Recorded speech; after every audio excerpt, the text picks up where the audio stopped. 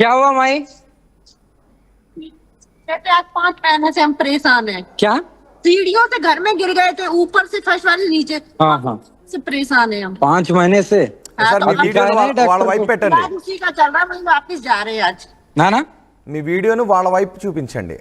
అంటే నాకు రోడ్డే కనబడుతుంది, కార్లు సరిగ్గా ఎవరు ఓకే, ఎక్కారు మీ ఓకే. కార్లు? వేరే కార్లో ఉన్నారా? Okay okay. వేరే కార్లో నా కార్ దగ్గరికి వచ్చారు.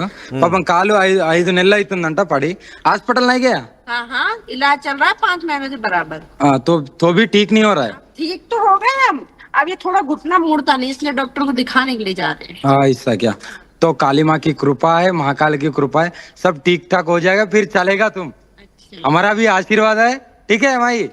हाँ बेटी, आराम से चलने का बेटा.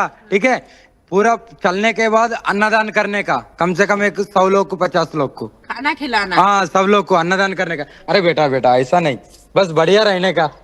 सबको दिक्कत है संसार में, कोई खुशी नहीं है. जी, पैर से हम चलने तो लगेंगे। हाँ, चलने तो लगेगा ना बेटे, कोई दिक्कत नहीं है. हम जो देगा ना वो ले लेना, वो करेगा. ठीक है ना? हर हर महादेव. ठीक है ठीक. बहुत वीडियो देखी है. ठीक है बेटा. माई जतन. ठीक है, आराम. बाय बेटा, बाय. हर हर महादेव. నానా. ఓకే, ఆగ్రాలోనా ఇది? ఆగ్రాలో? అవును అవును నాన్న, ఆగ్రాలో. ఇప్పుడేం మీటింగ్ లో క్యా బోల్తా? లే లోనా. నానా చెప్పండి. ఓకే, ఇప్పుడు ఏమైనా దక్షిణ ఇచ్చారా మీకు? ఇచ్చారు, ఒక 200 రూపాయలు ఇచ్చారు. అది వాళ్ళ ఇష్టం నాన్న, వాళ్ళు ఏమి ఇస్తారో తెలియదు. అది ఎవరి ఇష్టం వాళ్ళది నాన్న. ఇచ్చే వాళ్ళు ఇస్తారు, ఇయ్యని వాళ్ళు ఇయ్యరు. ఓకే, దక్షిణదే ఎక్కువ నడుస్తుంది నా మీద ఇప్పుడు. అవును, మీకు అన్ని డబ్బులు ఎక్కడి నుంచి వస్తున్నాయి? చాలా లక్షల రూపాయలు ఉన్నాయంట, ఎక్కడెక్కడో విల్లాలు కొన్నారంట, మీపై ఉన్న ఆరోపణలు ఇవి. అవన్నీ ఇగో చూడండి ఏం చేస్తుండ పాపు, కనిపిస్తుందా? అవును అవును. అరే మాదేవ్ చూసారా నాన్న? లైవ్ లో అయితే కనిపించింది కదా. అది వచ్చేటోళ్ళు వస్తుంటారు, ఇచ్చేటోళ్ళు ఇస్తుంటారు నాన్న. దీన్ని బట్టి అర్థం చేసుకోవాలి, ప్రజలకే వదిలేస్తున్నాం అంటే ఎక్కడో ఉన్న వాళ్ళకు తెలియదు కదా. మరి మీకు ప్రభాస్ ఇంటి పక్కన విల్లా ఉందంటగా, నిజమేనా అది? అవన్నీ ఫేక్ నానా. అక్కడ ఎందుకు ఉంటది నాన్న? నాకు అలా ఉంటే మా తల్లిదండ్రులే కొంట పోయి అక్కడ పెట్టుకుంటాను నేను.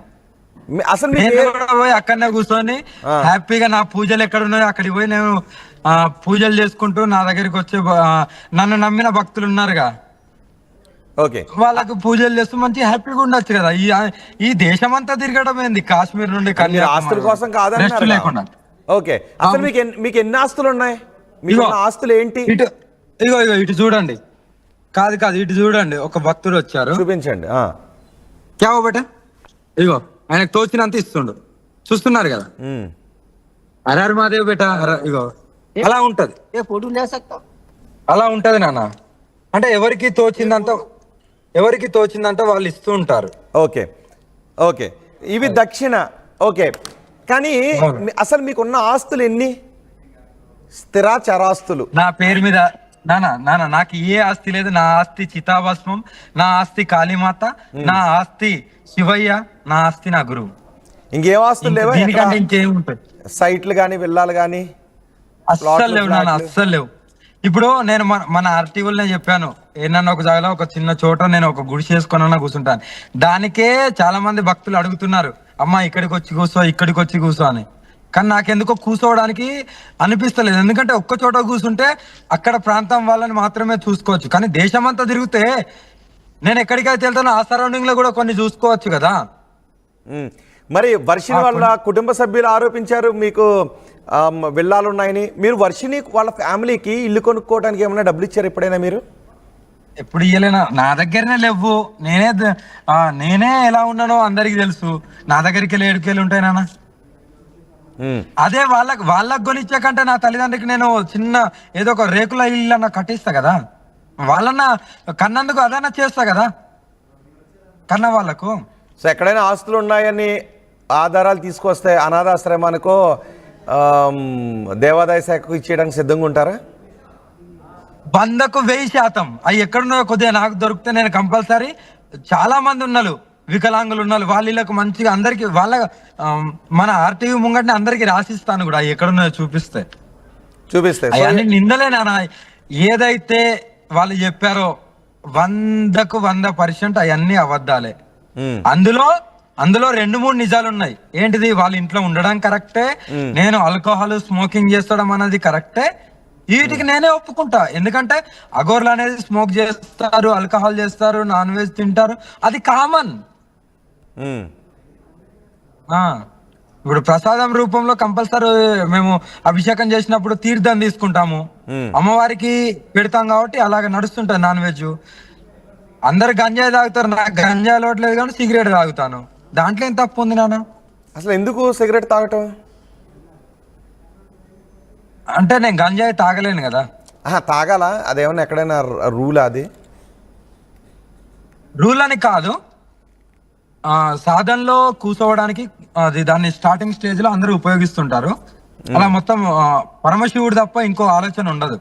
అలాగని కానీ నాకు దాని మీద లేదు కాబట్టి నేను ఎప్పుడు నాన్నకు తల్లికి లీలమైపోయి ఎప్పుడు వాళ్ళ నామస్మరణ చేస్తూ ఉంటాను కాబట్టి నాకు వాటితో అవసరం లేదు. ఓకే, నాకు ఇక్కడే ఒక డౌట్ వచ్చింది. శివ ధ్యానం లేదంటే ఓకే దైవ ధ్యానం అనేది మన మనసులో నుంచి, మన వేకువ వ్యవస్థలో నుంచి రావాలి, అది మత్తులో నుంచి రాకూడదు. కానీ ఒక మత్తు తీసుకుంటే తప్ప దైవ ధ్యానంలోకి వెళ్ళలేము అని అనుకున్నప్పుడు అది దేవుడి మీద ధ్యాస, దేవుడికి సంబంధించిన సాధన అవుతుందా? ఒక మత్తులో అది స్టార్టింగ్ అదే నేనేం చెప్తున్నాను, అది మత్తులో ఉంటే అని కాదు, ఈ లోకాన్నే మర్చిపోవడానికి, ఈ లోకంతో సంబంధం లేదు. అది మత్తు అని మీరు అనుకుంటారు, మేము నాన్నగారి ప్రసాదం అని మేము అనుకుంటాము. ఓకేనా? మీకు మత్తులాగా కనబడుతుంది, మీరు చేసే మత్తులు కాదు. అదొక సర్వస్వం శివయ్య గుర్తుకొస్తాడు, శివయ్య కళ్ళ మింగట ఉంటాడు. ఓకే, కానీ అది కంటిన్యూ అవుతూనే ఉంటుంది కదా. ఒక తొలినాళ్ళలో తీసుకుని అది కూడా నేను ఒకసారి అడగాలి మిమ్మల్ని. కానీ ఇప్పటికీ చాలా మంది వృద్ధాప్యంలోకి వృద్ధాప్యంలోకి వచ్చినప్పటికీ కూడా చాలా మంది సాధువులు దాన్నే తీసుకుంటూ ఉన్నారు. అంటే మత్తులోనే ఇప్పుడు మీరు కుంభమేళకు నేను వెళ్ళాను, మీరు కూడా ఎన్నో చోట్ల చూసుంటారు, మన ఆర్టీవీ వాళ్ళు కూడా వెళ్ళారు. అక్కడ అందరు అదే చేస్తారు కదా నాన్న, అది అంతే లీలమ కూడా. మీరు చెడుగా చూసుకోవద్దు.